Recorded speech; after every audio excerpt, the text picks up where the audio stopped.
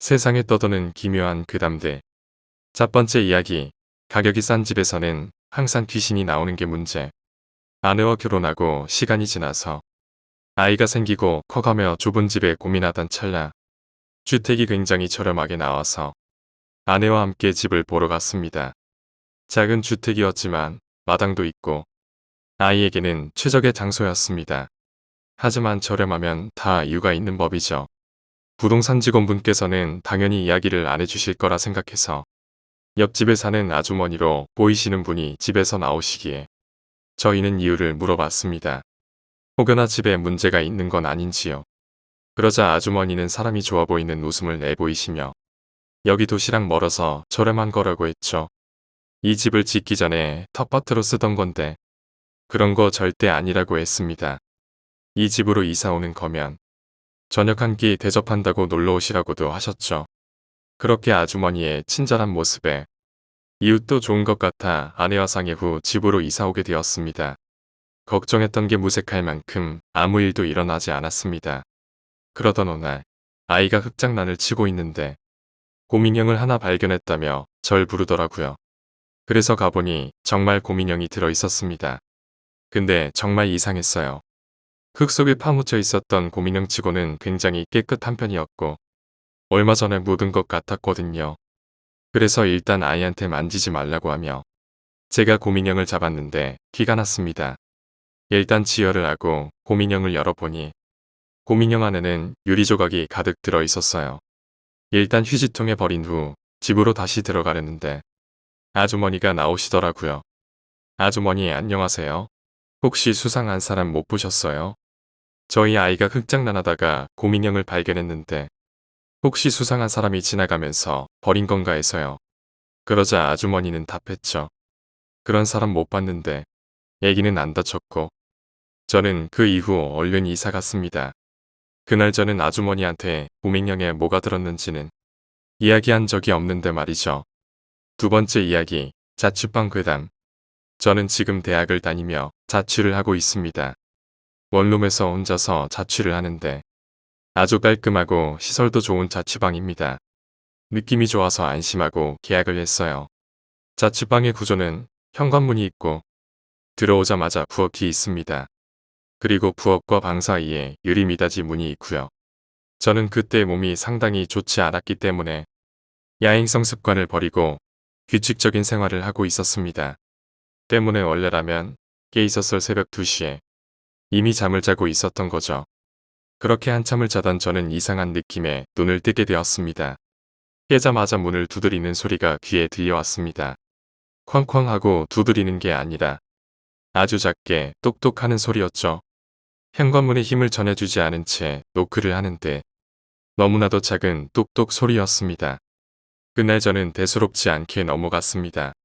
하지만 그 후로 매일 새벽 그 소리는 들려왔습니다. 처음은 별거 아니라고 생각하려 했지만 노크랑 박자가 항상 너무 똑같게 일치했습니다. 노크 소리는 매번 현관문에서 났습니다. 항상 자다가 반쯤 깨서 듣는 소리기에 짜증이 나서 하루는 확인해 보기로 맘먹었습니다. 혹시 어떤 사람이 술을 마시고 두드리는 소리가 아닌가 싶기도 하고 도둑이 들어오려고 무슨 수작을 부리는 것 아닌가도 생각했거든요. 잠에서 깨서 몽롱한 상태로 저는 식칼을 하나 꺼내든 뒤 슬쩍 문을 열어보았습니다. 그리고 밖에는 아무도 없었습니다. 어둠뿐인 복도. 인기척조차 느껴지지 않는 복도의 침묵만이 저를 반겨주었을 뿐입니다. 저는 자다 깼기 때문에 너무 졸렸고 잘못 들었나 싶어 바로 방으로 들어와 다시 잠을 잤습니다. 하지만 그날 이후 현관문에서 노크 소리는 전혀 들리지 않더라고요. 저는 이상하다 싶으면서도 소리가 안 들리니 일단 잘 됐다는 생각을 하며 다시 일상생활로 돌아갔습니다. 그리고 현관문의 노크가 사라진 지 얼마나 되었을까요? 다시 노크 소리가 들리기 시작했습니다. 그런데 이번엔 현관문이 아니었습니다.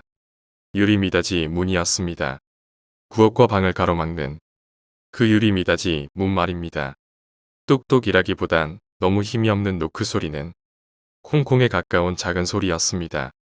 하지만 규칙적인 노크.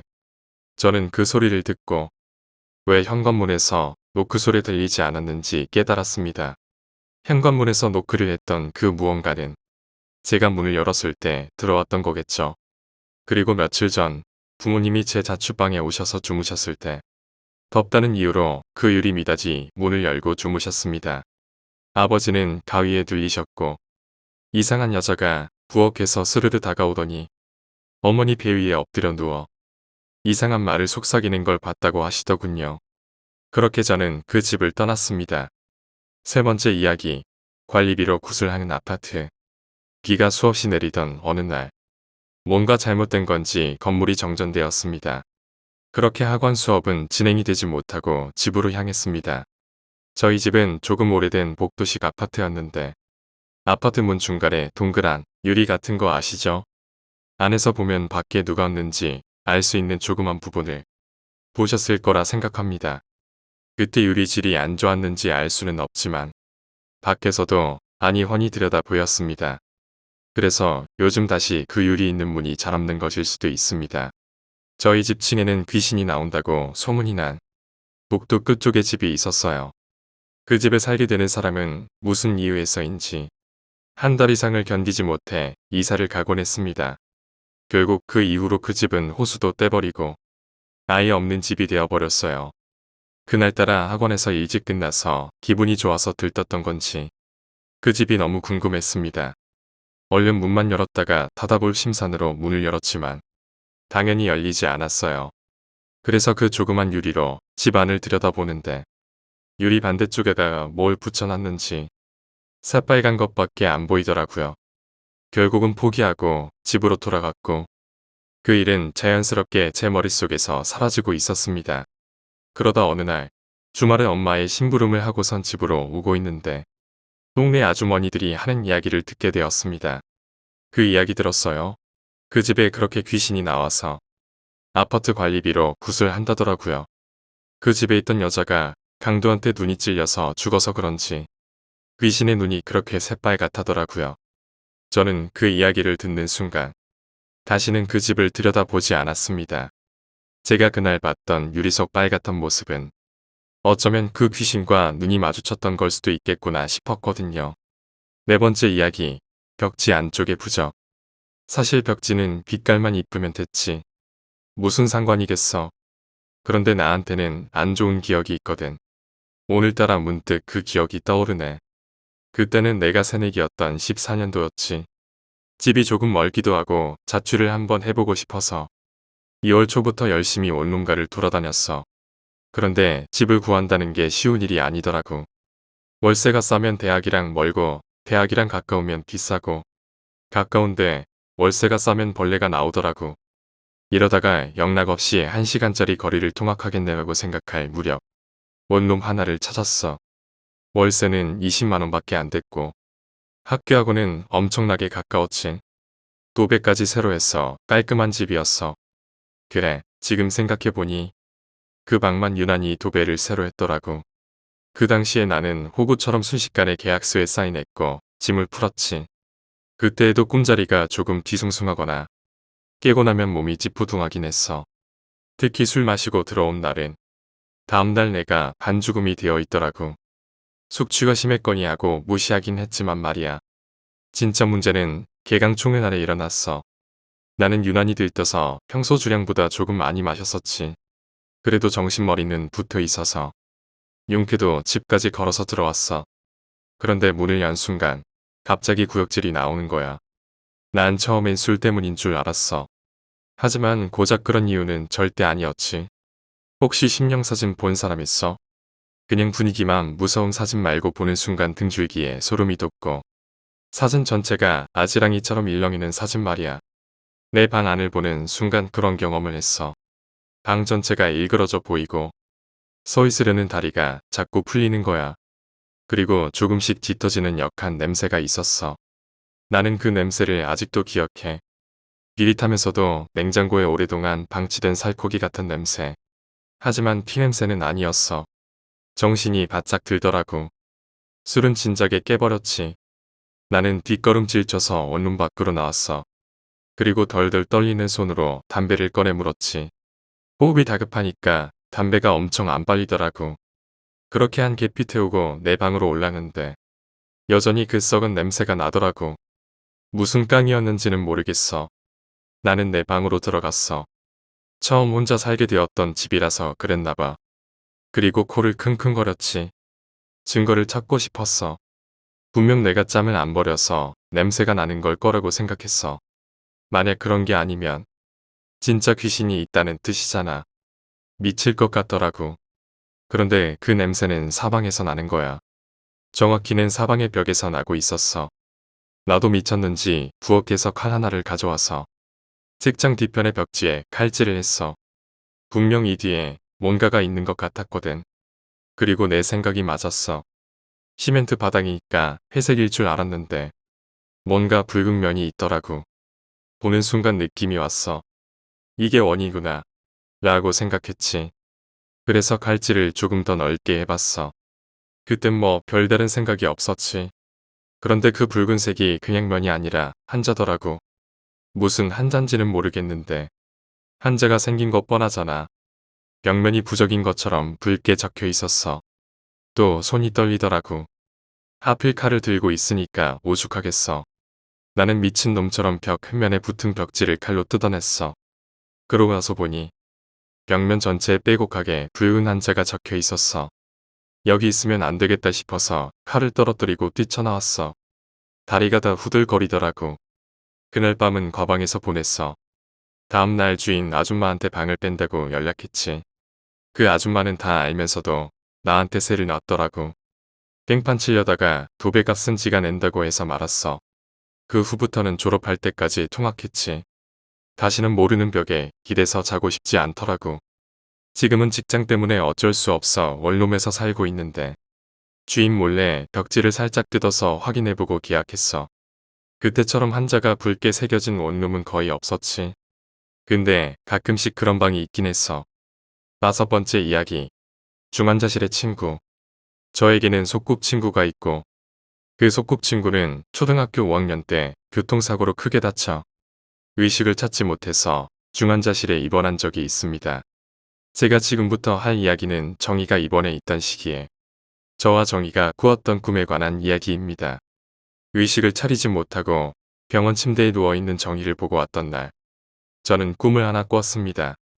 꿈에서 저는 부둣가를 헤매고 있었어요. 꿈이었지만 정말 한참을 헤매었던 것 같습니다. 그러다 저 멀리 항구에 사람들이 모여있는 게 보였습니다. 저기서 뭘 하는 건가 싶어 그쪽으로 가보니 사람들이 길게 줄을 서서 배를 타고 있더라고요. 그 배는 엄청나게 컸어요. 일반 여객선보다도 몇 배나 더 컸는데 그 많은 사람들이 일렬로 줄을 서서 배를 타고 있는 광경이 너무 신기했습니다. 저는 줄을 서 있는 사람들에게 이 배는 어딜 가는 배인지 왜 모두 줄을 서 있는 건지 물었지만 아무도 제 말에 대꾸는커녕 무표정으로 저를 무시했습니다. 꿈이었지만 사람들이 저를 무시하는 것에 대해 마음이 상했고 어떤 장난이라도 쳐볼까, 새치기라도 해볼까 하며 배 입구로 올라가는 계단 쪽으로 갔습니다. 그렇게 앞으로 걸어가던 중 일렬로 서 있는 사람들 중에서 그 친구를 발견했습니다. 저는 반가운 마음에 친구에게 다가가 손을 잡고 흔들었지만 친구는 동상처럼 움직이지 않았고 제 쪽을 쳐다보지도 않았습니다. 그저 다른 사람들처럼 무표정한 얼굴로 계속 앞만 보고 있었습니다.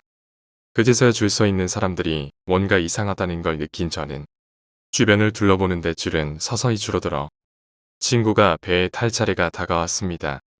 그런데 배 입구에서 검은 옷을 입은 사람들이 배에 타는 사람들을 한 사람씩 확인하고 있더라고요. 그 검은 옷을 입은 사람들을 보는 순간 굉장히 무섭고 불안한 감정이 밀려왔고 친구를 태우면 안 되겠다는 생각이 들었습니다. 저는 친구를 줄에서 벗어나게 하기 위해 있는 힘껏 친구를 데리고 도망치려 했습니다. 하지만 친구를 안고 달리려다 균형을 잃고 넘어지는 바람에 꿈에서 깨어났습니다. 꿈에서 깬 후에도 한동안 진정이 되지 않아 거칠게 숨을 내쉬며 침대에 멍하니 앉아 있었어요. 너무 무서워서 그 뒤로 친구의 병문안도 가지 않았고 그날 제 꿈 때문에 친구가 잘못된 건 아닌가 하는 생각이 컸거든요. 꿈 이야기 역시 아무에게도 이야기하지 않았습니다. 꿈을 꾸고 2주 뒤 친구의 의식이 돌아왔다는 전화를 받았습니다. 얼른 친구에게 달려갔죠. 친구에게 갔더니 친구는 저를 보자마자 울면서 이야기하더라고요. 자신이 커다란 배를 타려고 줄 서 있는 꿈을 꿨다고요. 그리고 그 사람들은 머리가 깨져 피를 흘리는 사람, 다리 한쪽이 없는 사람, 배가 터져 장기가 다 나와 있는 사람, 나이가 든 할머니와 할아버지 등 자기 앞에 서서 있는 사람들이 너무 무서워서 줄에서 벗어나고 싶은데 아무리 해도 몸이 움직이지를 않더래요. 그 순간 저 멀리서 제가 나타나 자기를 끌어안고 넘어졌다며 넘어지고 나니 저는 사라졌고 그때부터 몸이 움직였고 제가 나타났던 방향으로 뒤도 안 돌아보고 뛰었다고 하더라고요. 그렇게 정신을 차리고 보니 병원이었대요. 그런 친구의 말에 저도 꿈 이야기를 했고 서로 다행이라며 서로를 끌어안고 울었습니다. 여섯 번째 이야기. 파도는 항상 위험하다. 혹시 파도에 홀린다는 말을 아시나요? 흔히 쓰는 말은 아니라 생소하실 겁니다. 바닷가 근처에 오래 사신 어르신들이나 낚시꾼 아저씨들이 주로 하시는 말씀인데요. 음기가 센 곳은 혼자 낚시를 갔다간 파도에 홀려 빠져 죽는다는 말씀들을 하시며 절대 혼자서는 낚시를 다니지 말라고들 하십니다. 이번에는 제가 파도에 홀렸던 경험을 이야기해보려 합니다. 저는 군대를 다녀온 직후 반년간은 빡세게 놀아보자 생각했고 그때 선택했던 취미가 바로 낚시였습니다. 주로 다녔던 곳은 부산 기장군의 해안가였고 이야기의 무대는 오랑대라고 불리는 일출사진 촬영 명소입니다. 서울서 온 동갑내기 친구와 저는 밤새 낚시를 한 뒤 오랑대의 일출을 카메라에 담아보려 지하철을 타고 기장으로 길을 떠났습니다. 근처 대변항에서 밤샘 낚시를 하려 했으나 이틀 뒤에 태풍 예보의 영향인지 바람이 아주 강하더라고요. 너무 강한 바람에 낚시를 일찍 접고 새벽 3시경 오랑대로 향했습니다만 갑작스런 소낙비에 옷이 홀딱 젖어버렸고 주위에 벌벌 떨고 있던 찰나 오랑대 뒤편 해광사라는 절 쪽에서 어르신 한 분이 이리 오라 손짓을 하고 있었죠. 니네들 뭔데 여서 이래 발발 떨고 있나. 그럼 해 뜰 때까지 이 안에서 좀 기다리라. 낚싯대는 뭐고 여서는 밤에 낚시하면 큰일 난다. 알겠나. 대충 이런 말씀을 하셨던 기억이 납니다. 아무튼 어르신이 마련해주신 불단이 있는 작은 방에서 1시간 반 정도 눈을 붙이다가 밖을 나섰습니다. 몰아치던 비바람은 언제 그랬냐는 듯이 싹 그치고 수평선 너머로 희끗희끗 여명이 밝아오르는 기운이 느껴졌습니다. 제 친구는 카메라를 들고 사진을 찍으러 나섰고 저는 위쪽 주차장에 있는 벤치에 앉아서 몰아치는 파도를 구경했습니다. 전날 바람이 엄청 강해서 파도가 사람을 쉽게 집어삼킬 정도로 높게 쳤거든요. 시원시원하게 치는 파도를 보니 속이 청량하게 뻥 뚫리는 느낌이었죠. 그런데 밑을 가만 보니 일출 사진을 찍으러 간다던 친구가 파도 치는 갯바위 한가운데에 서 있었습니다. 사진을 찍으려고 하는 건가 싶었는데 카메라와 산발이도 없었는데 위태위태하게 바다를 바라보며 서 있더라고요. 세차게 치는 파도가 갯바위를 넘나들고 세찬 파도에 친구의 옷은 홀딱 젖고 몸이 휘청거릴 정도였습니다. 분명 위험할 거라 생각한 저는 애타게 친구를 불렀습니다. 하지만 파도 소리가 너무 큰지 제 목소리가 들리지 않는 것 같더라고요. 다급해진 저는 주차장 쪽에서 길을 돌아가 갯바위 쪽으로 재빠르게 달려갔습니다. 하지만 제가 도착했을 때에는 이미 친구는 갯바위에 없었습니다. 바다가 낯선 친구였기에 무조건 물에 빠졌다 싶어 파도치는 갯바위를 넘나들며 친구를 찾으러 갯바위 위를 뛰어다녔습니다. 하지만 가장 깊숙한 곳에 갯바위까지 나섰지만 친구는 흔적조차 찾을 수가 없었습니다. 그때 문득 지금 물에 뛰어들어가서라도 친구를 찾아야 되지 않을까? 나 때문에 친구가 물에 빠져 죽은 것은 아닐까? 하는 생각이 들었습니다. 그도 그렇게 파도치는 갯바위 위에 올라선 친구를 말리지 못했으니까요. 이미 온몸은 파도에 홀딱 젖었고 미끌미끌한 갯바위 위에서 파도를 맞으며 아슬아슬하게 서 있던 저는 결단을 내렸습니다. 지금 물에 뛰어들어서 친구를 찾자 하고 말이죠. 갯바위 가장자리에서 마음가짐을 잡고 물에 뛰어들려고 하던 그때 갑자기 뒤에서 누군가가 제 이름을 어렴풋이 부르는 게 들렸습니다. 간밤에 비바람 피할 곳을 내어주신 어르신과 그 옆에 제 친구가 다급하게 저를 부르는 모양이었습니다. 친구는 갯바위에 있었는데 파도에 홀딱 젖었어야 될 친구의 옷은 멀리서 봐도 젖어 있다고는 생각되지 않을 정도였습니다. 문득 주위를 둘러보니 갯바위엔 저 혼자뿐. 어떻게 여기까지 왔는지도 모를 만큼 먼 곳까지 와 있었습니다. 몰아치는 파도에 몇 번이나 바다에 빠질 뻔하면서 겨우겨우 갯바위를 빠져나온 저는 숨을 헐떡이며 친구에게 물었습니다. 니 아까 저기 서 있었다 아이가? 니 근데 어떻게 여기 있는데? 뭔데 도대체? 그러나 친구의 대답은 놀라웠습니다. 파도치는 바다가 무서워. 갯바위 근처로 던 적이 없다고 합니다. 주차장 구석에 사진 찍기 좋은 위치가 있어서 그곳에서 사진을 찍다가 문득 바다를 보니 저 혼자 미친놈 마냥 파도를 온몸으로 맞아가며 바위를 뛰어다니고 있었다고 합니다. 아마 친구를 찾던 저의 모습이었겠죠. 그걸 보고 화들짝 놀란 친구는 그 길로 바로 저를 향해 다급하게 소리쳤고 저는 그 소리를 듣고 정신을 차린 거죠. 어르신은 옆에서 얘기를 듣더니 네가 아무래도 파도에 홀렸는 갑다라고 하시며 쓴 웃음을 지어 보이셨습니다. 그래도 누구 하나 다치지 않아서 다행이라며 다음부터는 바닷가 근처에선 정신 똑바로 차리라며 신신당부를 하셨습니다. 아직도 여전히 낚시도 가고 서핑도 다니는 등 이전과 똑같이 지내고 있지만 가끔씩은 바다가 무섭게 느껴질 때가 있습니다. 과연 그날 갯바위에 서 있었던 건 누구일까요? 그리고 친구가 저를 불러주지 않았다면 저는 어떻게 되었을까요? 아마 물속에 뛰어들어 뉴스의 한 구석을 장식했을지도 모른다는 생각이 듭니다. 7번째 이야기, 오피스텔 괴담. 실업계 고등학생이었던 저는 고향 부산을 떠나 경기도의 한 중소기업에 취업을 했습니다. 경기도에 위치한 오피스텔을 숙소로 배정받아서 혼자 사용했었는데요. 그때 겪었던 소름 돋는 일입니다.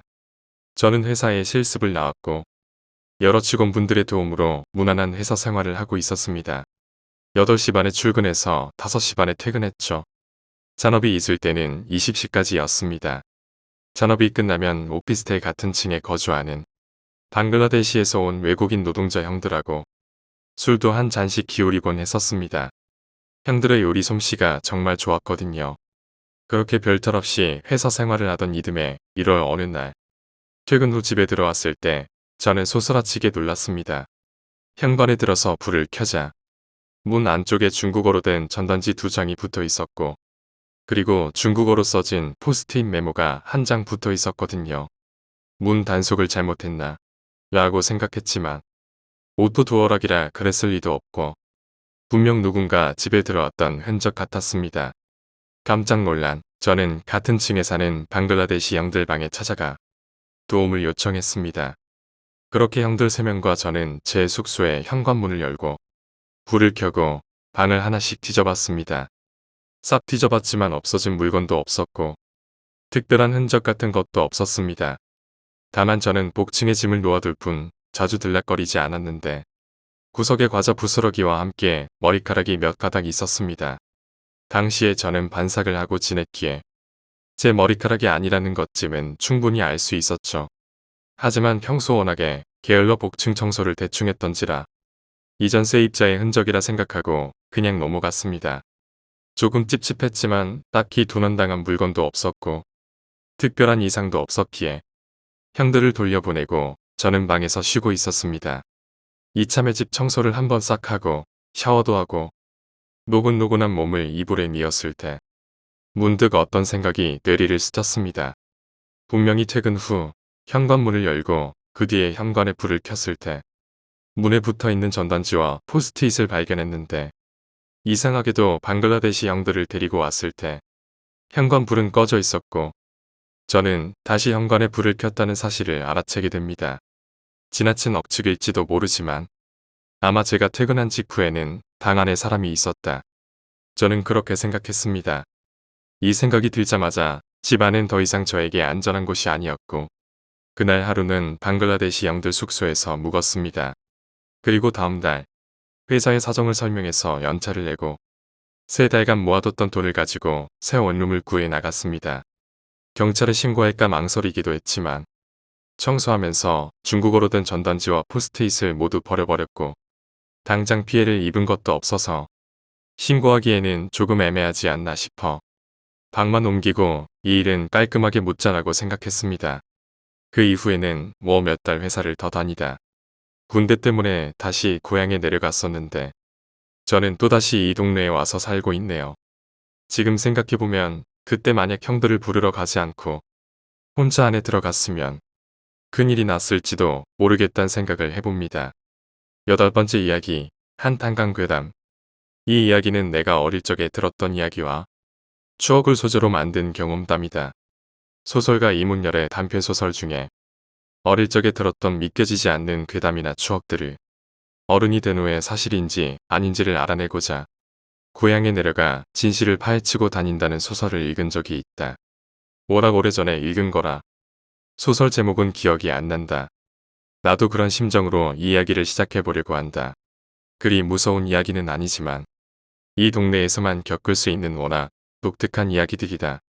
오래전 일들이고 일부 이야기는 개인이 건너 주워들은 이야기들이라 진실 여부는 알 길이 없다는 것을 먼저 밝혀둔다. 나는 어려서 연천군에 있는 한탄강가에서 나고 자랐다. 한탄강은 독자적으로 굽이쳐 흐르다가 하류에서 임진강 지류와 만나 임진강이라는 큰 강이 되는 연천구를 관통하는 강이다.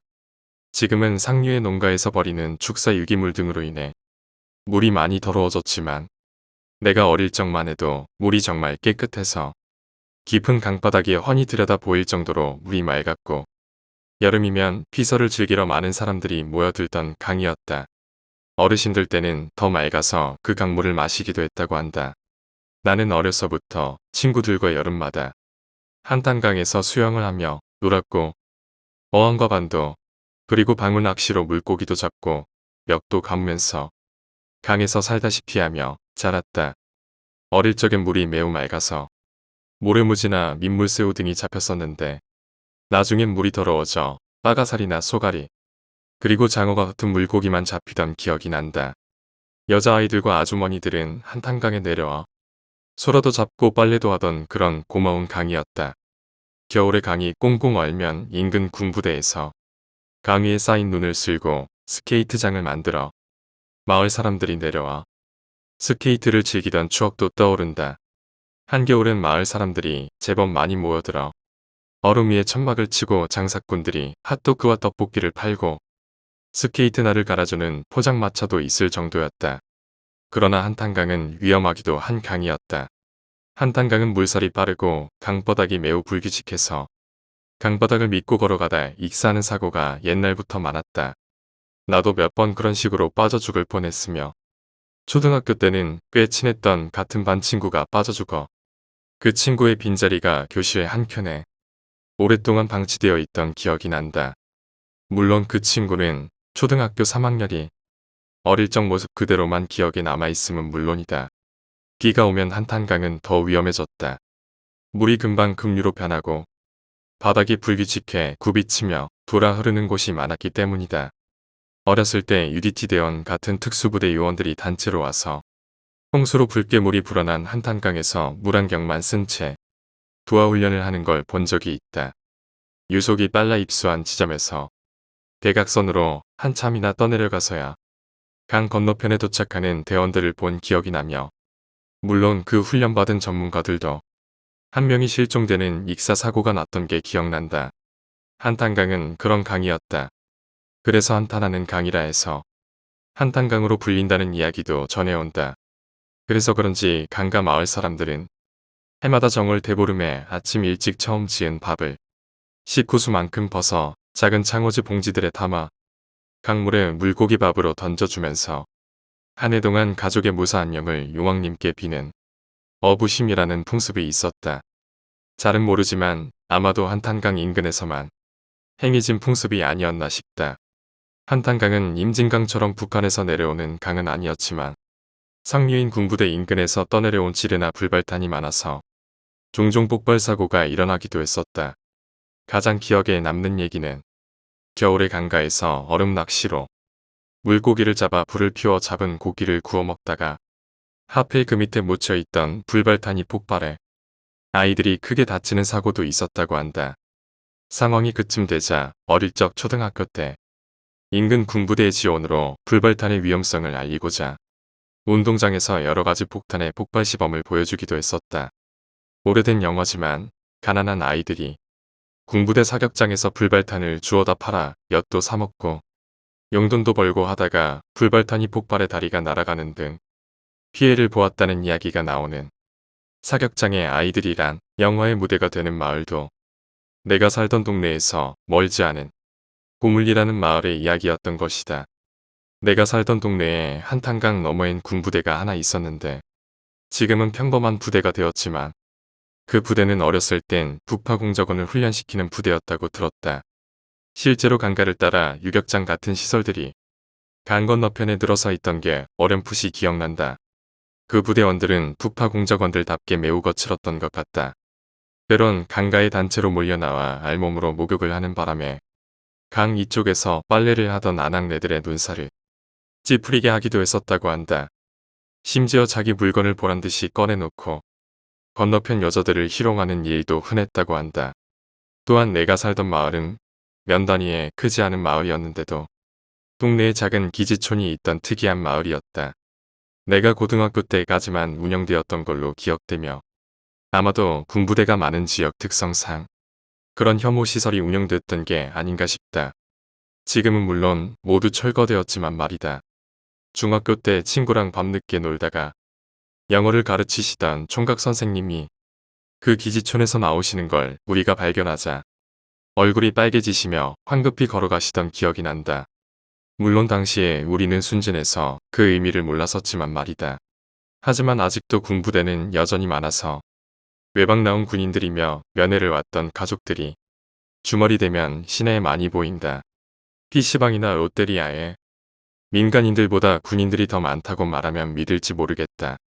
그리고 10년 전쯤엔 외박 나온 군인들이 유흥비를 벌기 위해 군번과 계급장을 떼고 술 취한 마을 주민들을 덮쳐 지갑을 털어가는 사고도 종종 있었다고 한다.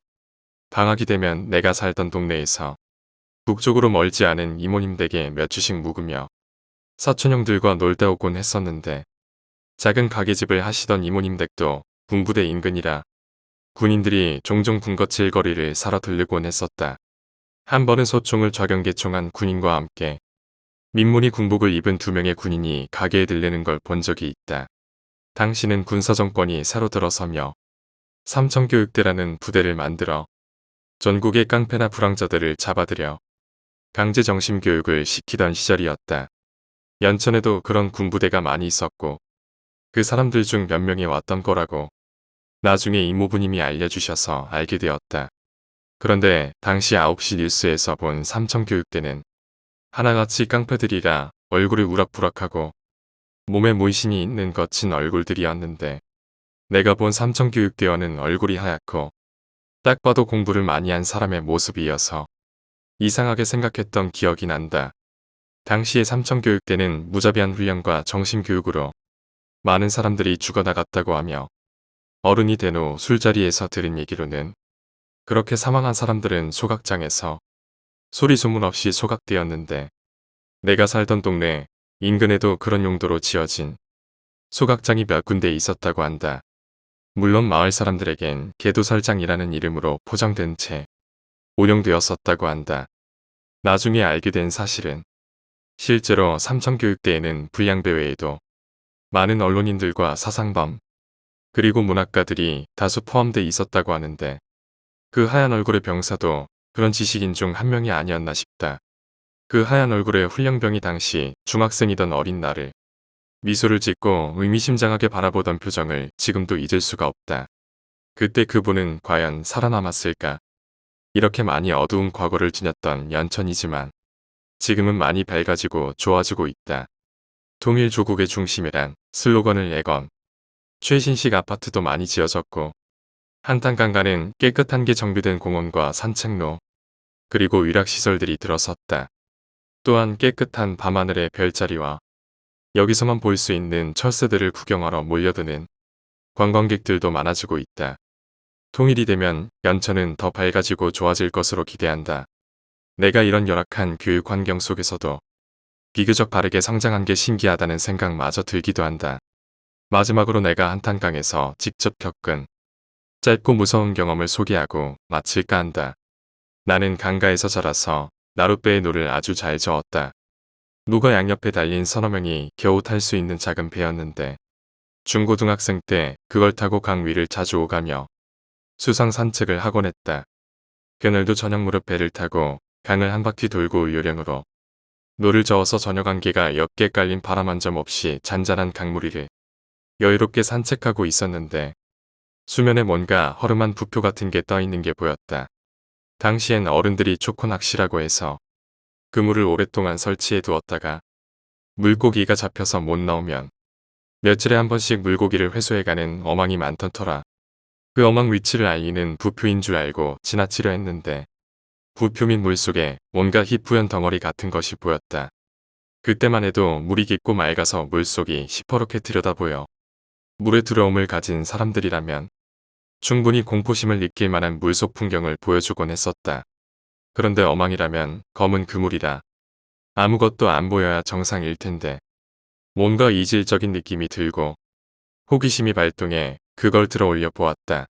그걸 들어 올리는 순간 줄에 달려 올라오던 그 휘푸연 것에 뚜렷한 이목구비가 드러나는 것이 아닌가.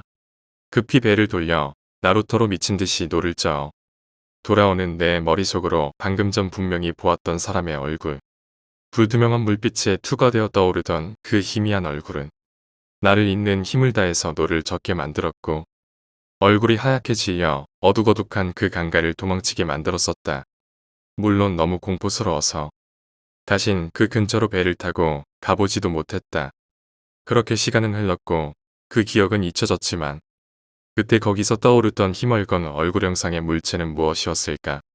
정말 토막난 사람의 머리였을까? 아니면 마네킹이었을까? 그것도 아니면 내가 잘못 보았던 걸까? 이제 다시는 그걸 알아낼 방법이 없는 오래전 일이 되어버렸지만 아직까지도 정말 그 얼굴의 정체가 궁금하다. 오늘 이야기는 여기까지입니다. 오늘 이야기가 재미있으셨다면 구독과 좋아요, 댓글 부탁드립니다.